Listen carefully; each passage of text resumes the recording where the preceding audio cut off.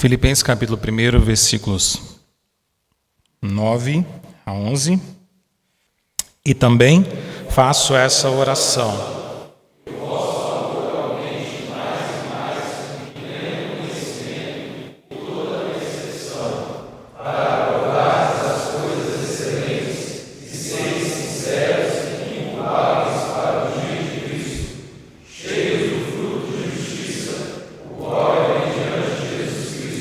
Para a glória e louvor de Deus. Amém. Vamos orar?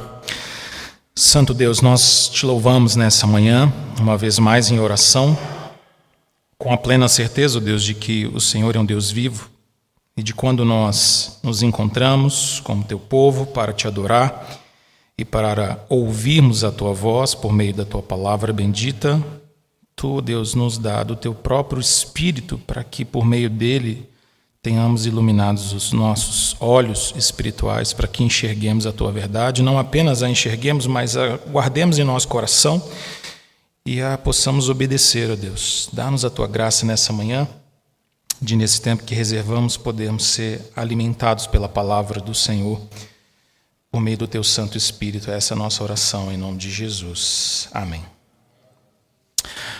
Uma das coisas mais interessantes de você ter crianças em casa é você acompanhar o crescimento delas. Todo mundo aqui já sabe que eu tenho 4 filhos. E as idades deles são bem variadas. Eu tenho uma filha de 13, eu tenho um filho de 8, um outro de 3 e o último de 1. Fez semana passada agora. Então eu consigo ver, assim, basicamente todos os espectros de crescimento deles, pelo menos até a adolescência, ou o início dela.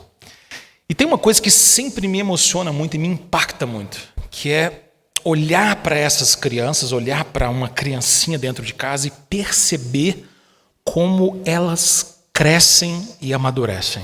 É maravilhoso isso. Recentemente agora a gente comemorou 1 ano de aniversário do meu 4º filho. E então a gente está naquela fase ainda de ver aqueles grandes saltos de crescimento que crianças demonstram para nós no primeiro aninho de vida. Acho que todo mundo aqui já experimentou isso, seja como pai, seja como tio, seja alguém da sua família, uma criancinha. Talvez você já tenha tido a alegria de ver isso. E é surpreendente porque de um mês para o outro você vê grande amadurecimento. É surpreendente, assim. Num determinado mês o bebê não sabe fazer nada. No mês seguinte ele já aprende alguma coisa. Ele já sabe fazer alguma coisa diferente. Ele já corresponde visualmente, ele já pega alguma coisa com mais habilidade, ele começa a ser introduzido em alimentos que ele não dominava antes, ele começa a se arriscar a andar, a falar palavrinhas, e é surpreendente como o processo de maturidade na vida das crianças é intenso, presente, e diga-se de passagem, necessário. Afinal de contas, embora às vezes a gente fala assim, as pessoas costumam falar meio que como babões, dizendo, podia nunca crescer, é tão bonitinho, pequenininho assim, não é? A gente já ouviu várias frases assim. Não é bonitinho ficar assim a vida toda, não faz sentido, porque a gente sabe que por mais que seja belo um bebê, belo mesmo é o crescimento desse bebê. Belo mesmo é o progresso que esse bebê vai desenvolver ao longo da sua vida. De tal maneira que a gente poderia pensar sobre o crescimento de uma criança como algo absolutamente necessário. A beleza que envolve essa criação de filhos é vê-los crescer, é vê-los amadurecer. Bom, isso não é verdade apenas sobre a nossa vida física, sobre a nossa vida fisiológica, orgânica. Isso também é verdade sobre a nossa vida espiritual. Uma vez que nós somos gerados em Cristo Jesus, nós somos novas criaturas. Uma vez que nós nascemos de novo, a expectativa da operação permanente do Espírito Santo de Deus em nós é que nós possamos crescer e amadurecer. Seria absolutamente estranho que nós estivéssemos tendo começado a boa obra de Deus em nós, ou a boa obra de Deus tendo começado em nós, e ela simplesmente nos mantivesse estagnados. Nenhum crescimento pudesse ser esboçado, visto, evidenciado na nossa vida. O ponto é que crescer espiritualmente é fundamental para nós. Quando Paulo começa essa epístola, Paulo está falando sobre isso. Ele fala sobre uma obra poderosa que Deus operou em nós e sobre como essa obra inevitavelmente vai nos levar ao crescimento.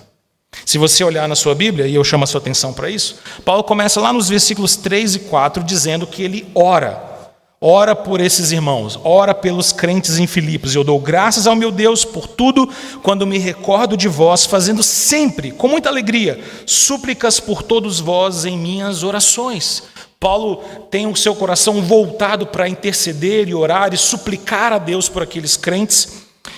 E agora, nos versículos 9 e 11 que nós temos, nós encontramos exatamente o conteúdo dessa oração. Pelo que Paulo está orando?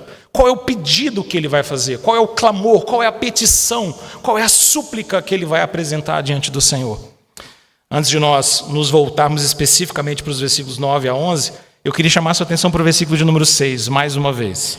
Porque no versículo de número 6, Paulo expressa a sua plena confiança no Senhor, de que aquela obra que Deus começou na vida da igreja de Filipos, dos crentes de lá, e podemos dizer de cada um de nós igualmente, a obra que Deus começou, ela será levada à sua completude. Deus vai terminar aquilo que ele começou. Vamos ler junto o versículo de número 6? Estou plenamente certo de que aquele que começou...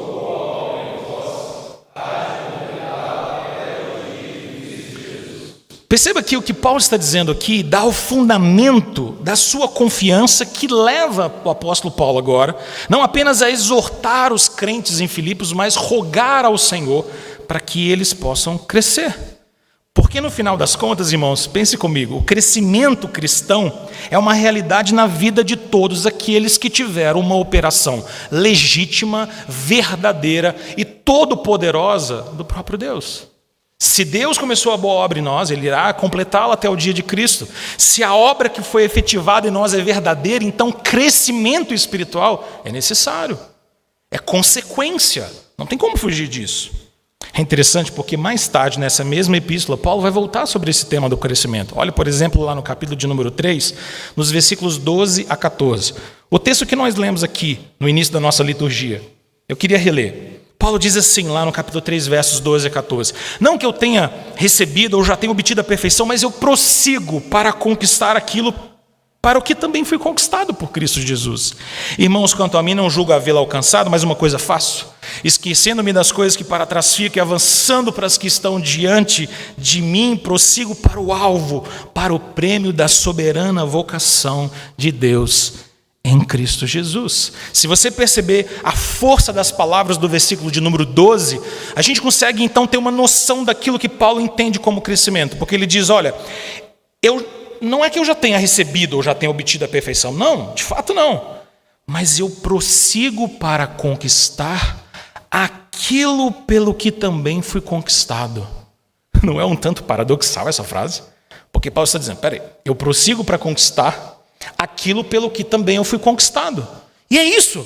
Não tem como fugir dessa realidade. Paulo está dizendo, Deus começou a boa obra em nós. Essa boa obra é a obra da regeneração, da transformação do nosso coração, para nos moldar à imagem de Cristo. E agora, capacitados pelo Espírito Santo de Deus, transformados intimamente por Ele, nós prosseguimos para alcançar aquilo pelo que também fomos alcançados. Isso é o nosso crescimento. Esse é o avanço na vida cristã. O ponto central, então, quando a gente olha para os versículos 9, 10 e 11, e Paulo vai dizer sobre a sua oração para que eles cresçam mais e mais, para que eles possam aumentar em percepção, aprovar coisas excelentes, serem cheios de fruto do Espírito. Todas essas palavras de crescimento nos faz perceber que a verdade central que Paulo nos apresenta aqui nos versículos 9 a 11 é de que a obra de Deus em nós, a obra poderosa do Senhor Deus no nosso coração, produz constante crescimento espiritual. Essa é uma consequência natural. A obra de Deus em nós não fica parada. A obra de Deus em nós faz com que constantemente nós cresçamos espiritualmente. Martin Lloyd Jones tem uma série preciosíssima de sermões em Filipenses que vale muito a pena meditar nelas. E uma das suas frases que me impacta muito, tão simples, tão singela, mas ele diz assim, Deus, agindo em nós, faz-nos agir. Deus, agindo em nós, faz-nos agir. Porque a obra poderosa de Deus em nós nos leva, consequentemente, a uma vida de crescimento espiritual. Que crescemos e crescemos e crescemos diariamente. Naturalmente, como todo crescimento, nós encontramos marcas nele. Assim como numa criança a gente pode descrever e pediatras podem descrever as marcas de um crescimento, nós também encontramos marcas do crescimento espiritual na nossa vida. Eu queria que você pensasse em algumas dessas marcas comigo, olhando primeiro para o versículo de número 9. A primeira marca que o apóstolo nos apresenta é o amor. O amor é a primeira marca. Ele diz: e também faço essa oração, que o vosso amor aumente mais e mais. Esse é o primeiro ponto que Paulo apresenta do nosso crescimento, uma vez que a obra poderosa de Deus se realizou em nós. Que eu e você possamos crescer e crescer em amor. A expressão é bem contundente, percebe? Que o vosso amor aumente mais e mais. A ideia do apóstolo aqui, da Escritura Sagrada, é nos chamar a atenção para o fato de que o amor que nós experimentamos, o amor que nós recebemos no nosso coração, o amor que nós precisamos expressar, precisa crescer mais e mais. O amor não pode estar estagnado na nossa vida. Paulo está falando aqui de um amor ágape, um amor de sacrifício, de entrega, de doação, cuja expressão mais sublime, mais contundente, mais poderosa é a cruz do Senhor Jesus. Não há como nós pensarmos em nenhuma outra expressão mais sublime do amor de Deus do que senão a cruz do próprio Senhor Jesus. O apóstolo Paulo diz isso em Romanos 5, versículo de número 8. Deus prova seu próprio amor para conosco pelo fato de ter Cristo Jesus morrido por nós quando nós ainda éramos pecadores. Essa é a expressão máxima do verdadeiro amor de Deus. Agora perceba, irmãos, uma vez que esse verdadeiro amor de Deus nos alcança, nos transforma, nos molda, nós somos chamados também a amar, a expressarmos esse amor. Nós temos tido a exposição da Epístola de João aqui nas nossas terças-feiras, e eu me lembro de 1 João 4, versos 7 e 9, em que o apóstolo nos exorta: amados, amemo-nos uns aos outros, porque o amor procede de Deus. E todo aquele que ama é nascido de Deus e conhece a Deus. Aquele que não ama não conhece a Deus, pois Deus é amor. Nisso se manifestou o amor de Deus em nós, em haver Deus enviado seu Filho unigênito ao mundo para vivermos por meio dele. Perceba que o apóstolo João está fazendo coro com essa insistente exortação paulina de nos dizer: nós precisamos amar. Se o amor procede de Deus e nós somos filhos de Deus, então a nossa nova vida também é procedente de Deus. E se Deus é amor, nós devemos amar também, porque Deus age no nosso coração, porque Ele começou a boa obra em nós. E o nosso amor precisa aumentar mais e mais, mais e mais. Paulo não tinha dúvida de que os irmãos em Filipos eram cheios de amor no coração. Afinal de contas, ele diz nos versículos anteriores de como eles eram cooperadores no Evangelho, de como eles eram participantes da graça, de como eles eram envolvidos com as coisas de Deus, de como eles haviam se doado por causa do Evangelho. Mas amor é aquele tipo de marca em nós que a gente nunca pode dizer que tem o bastante. É por isso que Paulo insiste que o amor aumente mais e mais, e mais, e mais, e mais. Eu acho que você vai concordar comigo que talvez a maior ou mais bela expressão de amor bíblica que nós podemos encontrar, nós encontramos em 1 Coríntios 13, versículos 4 e 7. Não é? Quando nós olhamos para esse texto especial do versículo de número 4 até o final do 7, ele diz: o amor é paciente, é benigno, o amor não arde em ciúmes, não se ufana, não se ensoberbece, não se conduz de maneira inconveniente, não procura seus interesses, não se exaspera, não se ressente do mal, não se alegra com injustiça, regozija-se com a verdade, tudo sofre, tudo crê, tudo espera, tudo suporta. Que descrição mais enfática sobre o amor. Cada um de nós poderia pensar assim: será que eu amo o suficiente para que o meu amor possa ser descrito dessa maneira? E se a nossa resposta for um sincero não, então faz muito sentido a exortação do apóstolo Paulo, que o vosso amor aumente mais e mais. Que nós amemos mais, amemos uns aos outros, amemos a Deus, amemos os irmãos, amemos servir, tenhamos o nosso coração disposto a obedecer a Deus e viver em um amor sacrificial entregue, que o vosso amor aumente mais e mais. Mas então Paulo, como que quase que numa cadeia de conexões, nos apresenta uma outra marca. É como se fosse uma série de elos, que no final das contas formam uma única corrente de crescimento. Porque ele vai na sequência dizer que a próxima marca, e eu chamo a sua atenção ainda para o verso 9, é de que nós precisamos crescer em entendimento. A expressão que ele usa, então, é que o vosso amor aumente mais e mais em pleno conhecimento. Em pleno conhecimento.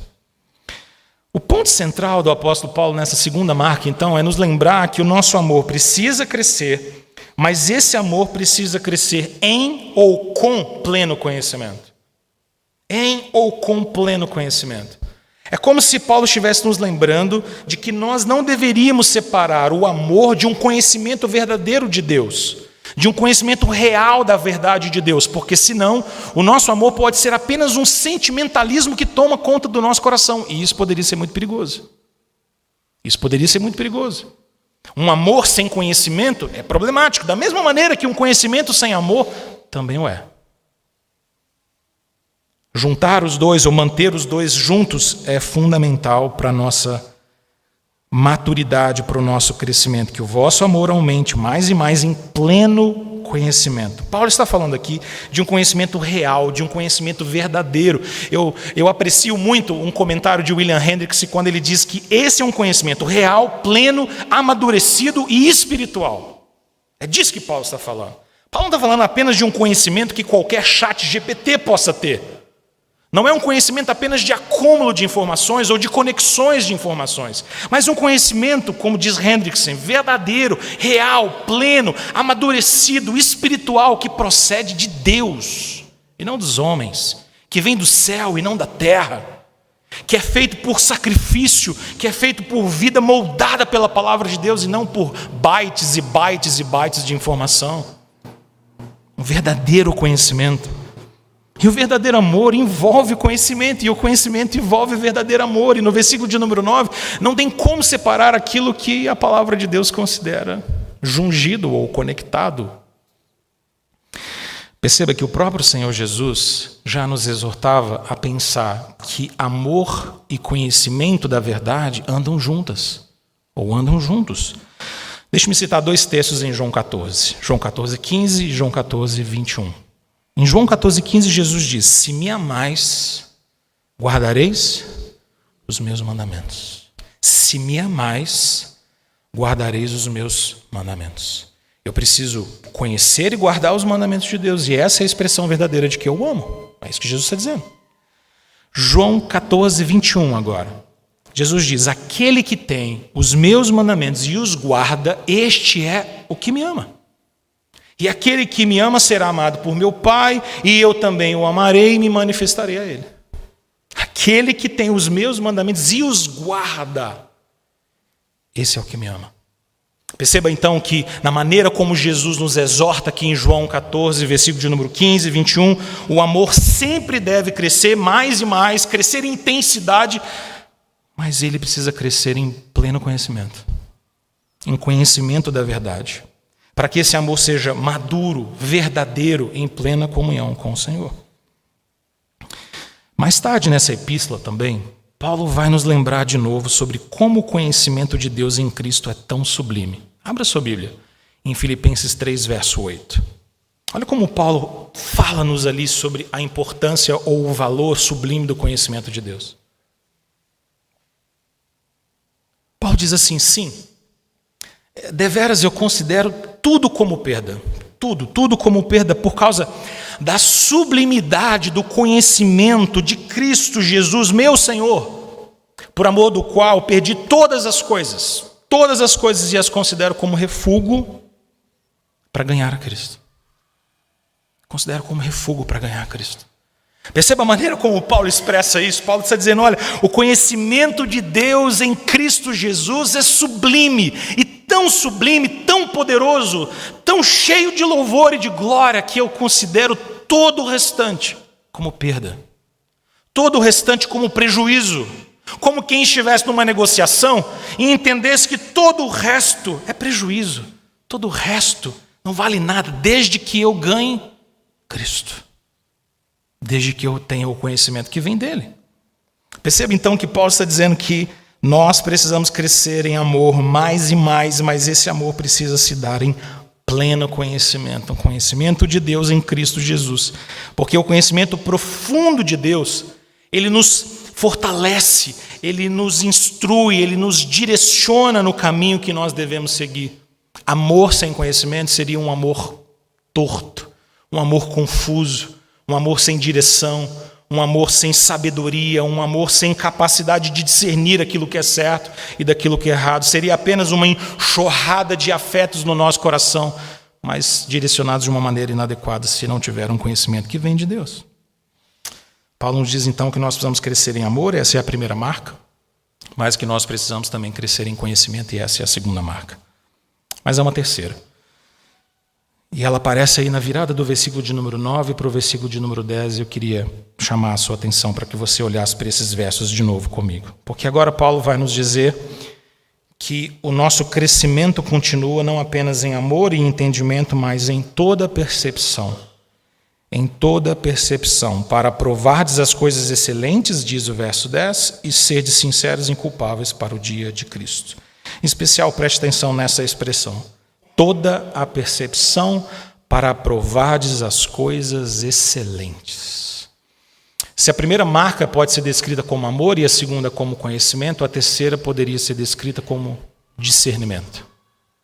Discernimento. Nessa sequência de elos, Paulo está então nos exortando, dizendo que uma vez que Deus começa a boa obra em nós, Ele levará essa obra até o dia de Cristo, até a sua plenitude, e nós experimentamos crescimento consequente à medida que crescemos em amor, o nosso amor cresce em conhecimento, mas cresce também em toda a percepção.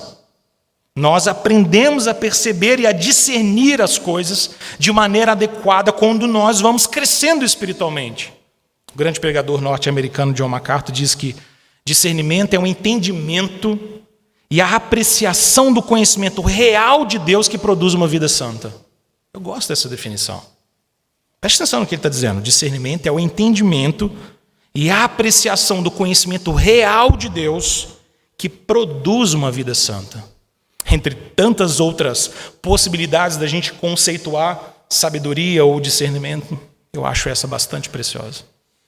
Discernimento é conhecer e apreciar o conhecimento verdadeiro que há em Deus por meio da sua palavra, que produz inevitavelmente ou consequentemente uma vida santa e uma vida transformada. Perceba que o que Paulo está nos exortando então é de que nós como crentes precisamos crescer em discernimento para que nós sejamos capazes de aprovar as coisas que são excelentes. É o que Paulo nos diz no versículo de número 10.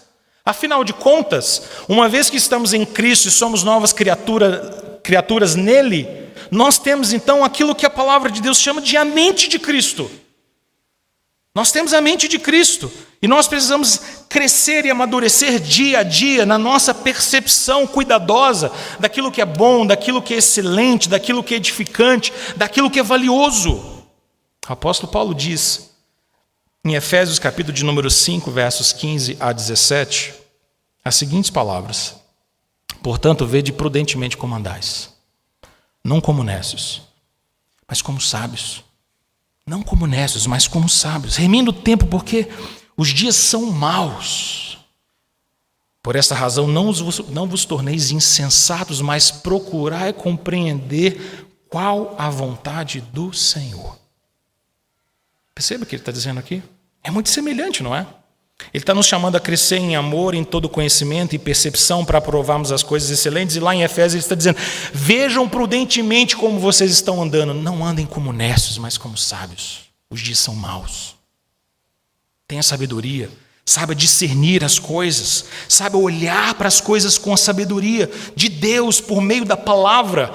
Cheio de amor a Deus e ao próximo. Cheio de conhecimento que procede do Senhor e da sua palavra. Para que nós possamos ter percepção treinada e habilitada para reconhecer aquilo que é excelente daquilo que é desagradável a Deus. Eu queria citar de novo Martin Lloyd-Jones porque ele tem aquela sabedoria preciosa de um grande pregador da história. Ele tem uma frase que eu acho bastante impactante a respeito desse assunto. Ele diz assim: a arte geral da vida é saber o que abandonar. É saber o que abandonar. Interessante isso que ele está dizendo, né?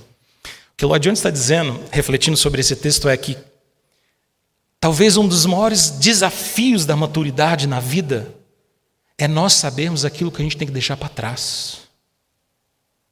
Aquilo que a gente tem que dizer não. Aquilo que não deveria ser prioridade para nós. Porque, afinal de contas, saber aprovar as coisas excelentes é também saber reprovar as coisas que não são excelentes. Toda decisão envolve uma cisão. Toda decisão envolve um corte.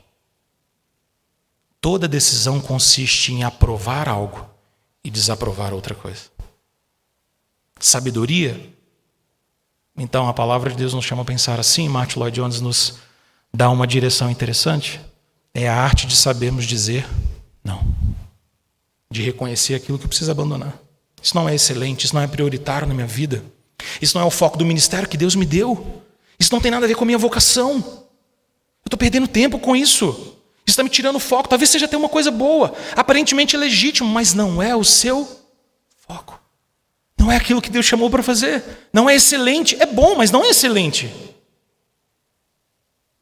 Nós temos então que crescer em amor, mais e mais, em conhecimento, mas também em toda a percepção, para que nós possamos aprovar as coisas que são excelentes. Amor, conhecimento, discernimento, e a quarta marca que o apóstolo Paulo nos apresenta, ainda no versículo de número 10, é a pureza. A sequência desses elos que vão formando essa corrente já chega a 4 elos: amor, conhecimento, discernimento e agora pureza. Porque Paulo diz no versículo 10: para provares as coisas excelentes e serdes sinceros e inculpáveis para o dia de Cristo. E serdes sinceros e inculpáveis para o dia de Cristo. Perceba que, tendo discernimento para nós aprovarmos as coisas que são excelentes, nós então nos apresentamos diante de Deus como sinceros e inculpáveis. Nosso coração está puro diante dele. Isso é a ideia de sinceridade aqui. Sermos sinceros e sermos puros, não temos intenções más movendo o nosso coração. Lembra, o apóstolo Paulo, na perícope seguinte, no parágrafo seguinte desse capítulo, vai falar sobre como vários pregadores em Filipos pregavam movidos de motivações erradas. Não eram sinceros diante de Deus, não eram inculpáveis diante de Deus. Ele chega a dizer que alguns deles efetivamente proclamavam o evangelho, verso de número 15, mas faziam isso por inveja, por porfia, e não de boa vontade. Pregava o evangelho, mas os seus motivos ou as motivações do coração não eram boas, não eram agradáveis a Deus. Paulo está dizendo que parte do nosso crescimento é nos apresentarmos diante de Deus de maneira sincera e de maneira inculpável.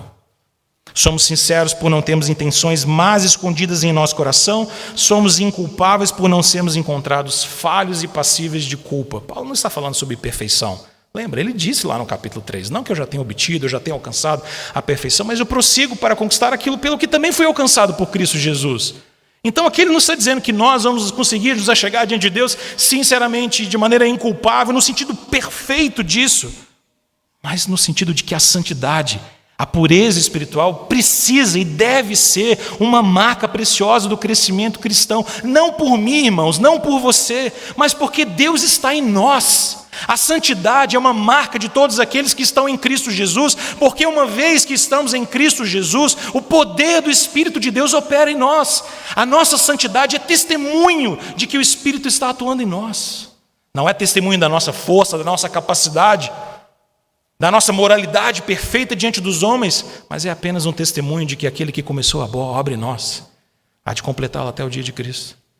Ninguém pode ser santo senão por meio daquele que é o santo. Ninguém pode ser, ninguém pode ser. Perceba que no final das contas, o horizonte que Paulo coloca diante de nós é o dia de Cristo, não é?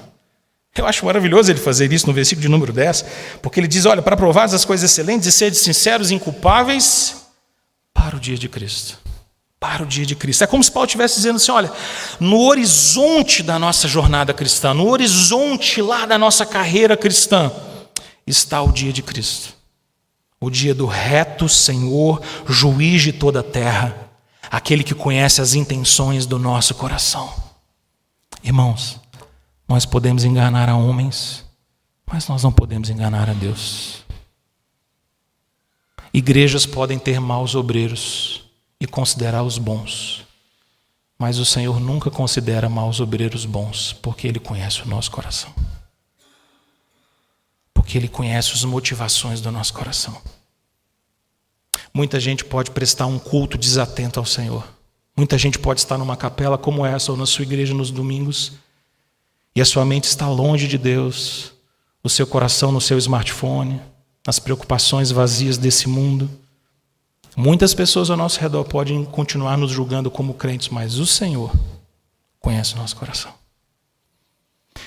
Deus nos chama a sermos sinceros e inculpáveis para o dia de Cristo, porque é diante dele que todos nós vamos estar. É diante deles que todos nós vamos estar. Eu gosto muito de uma frase de João Calvino, no 3º volume das suas Institutas, quando ele nos lembra que nós somos mordomos que devem prestar contas da sua mordomia. Todos nós. Mordomos que devem prestar contas da sua mordomia. Sejam sinceros, inculpáveis para o dia de Cristo. A Escritura é tão enfática em nos chamar à santidade, não é? 1 Pedro 1,16 diz: sede santos, porque eu sou santo. E aqui nessa epístola, o apóstolo Paulo volta a esse tema de sinceridade e inculpabilidade de novo. Olha comigo no capítulo 2, versos 14 e 15. Olha como Paulo coloca isso de uma maneira bem simples.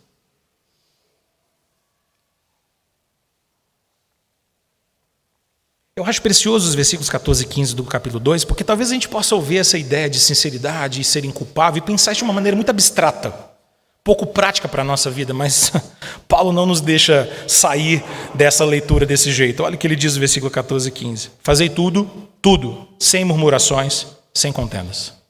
Façam tudo sem murmuração e sem contenda. Com qual objetivo? Verso 15 responde: para que vos torneis irrepreensíveis e sinceros, filhos de Deus, inculpáveis no meio de uma geração pervertida e corrupta, na qual resplandeceis como luzeiros no mundo. É como se Paulo estivesse respondendo uma pergunta que eu e você hipoteticamente poderíamos fazer no nosso coração, ou qualquer membro em Filipos. Tá, Paulo, mas como é que eu vou me achegar diante de Deus sincero e inculpável para o dia de Cristo? Paulo diz: faça tudo, tudo o que você fizer, sem murmuração, sem contenda, para que você então se torne irrepreensível, sincero, um filho de Deus inculpável, no meio de uma geração pervertida e corrupta. O que significa fazer tudo sem murmuração e sem contenda? Paulo está pensando numa dimensão interna do nosso coração, subjetiva, e pensando numa dimensão relacional daquilo que nós fazemos.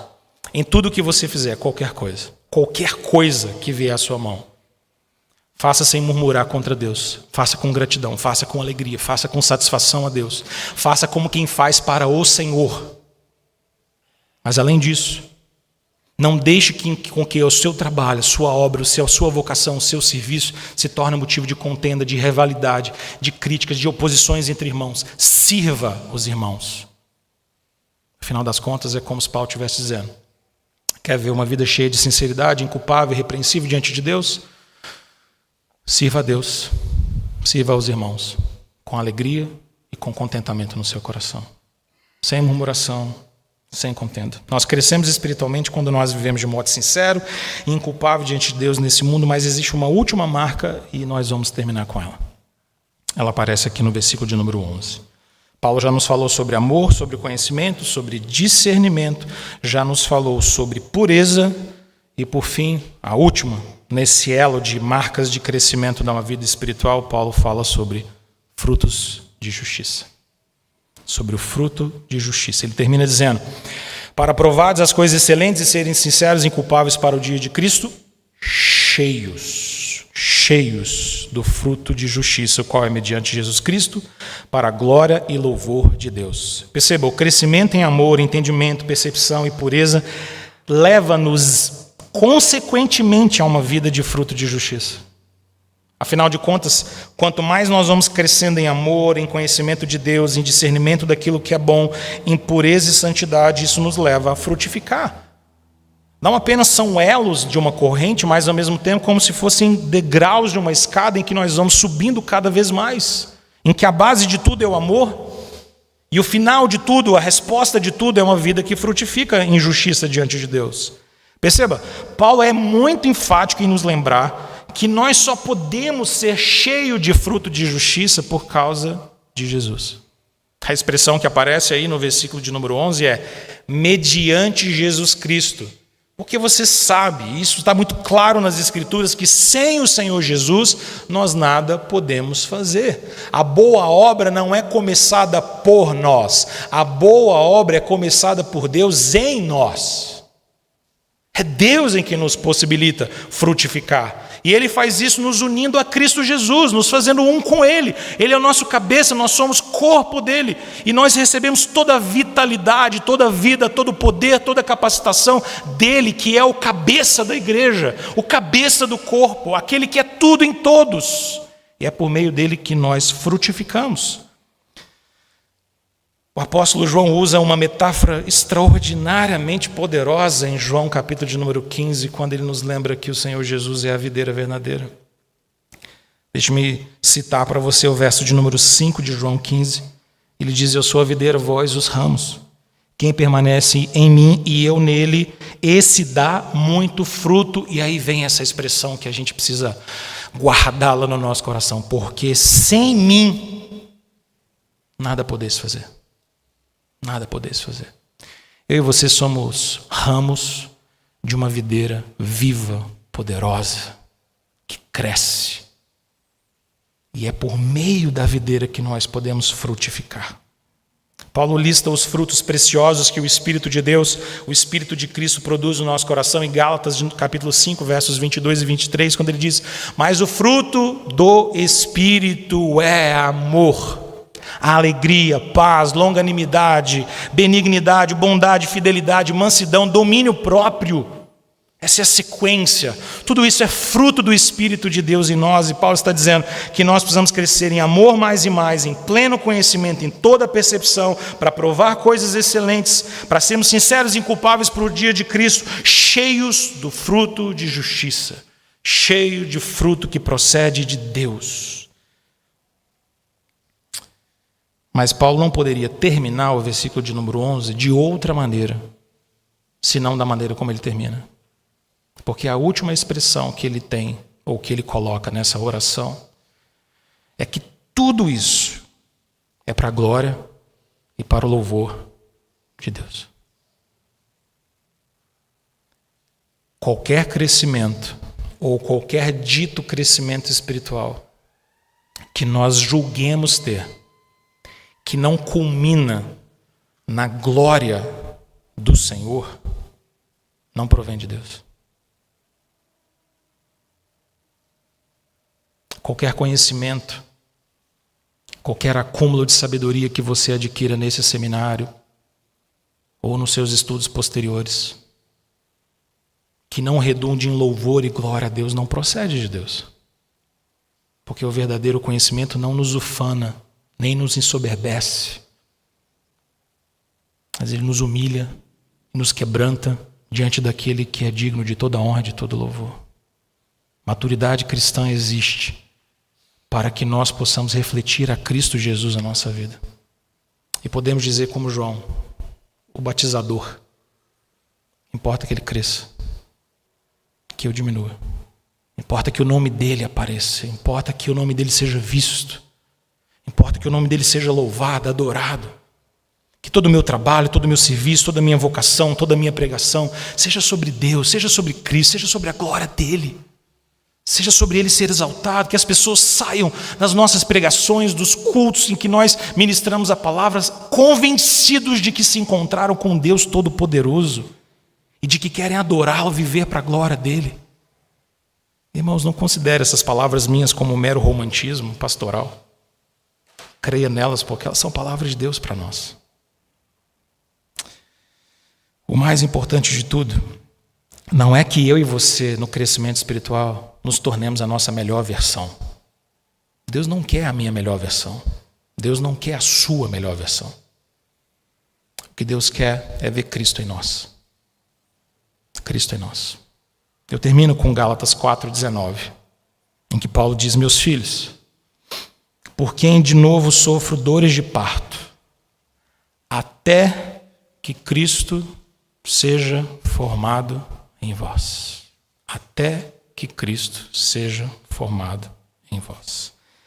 O crescimento no Senhor é um imperativo na vida daqueles que estão no Senhor, daqueles que são alcançados pela sua obra redentora. O crescimento espiritual é para o dia de Cristo, é por meio de Cristo e para que Cristo seja formado em nós. Vamos orar?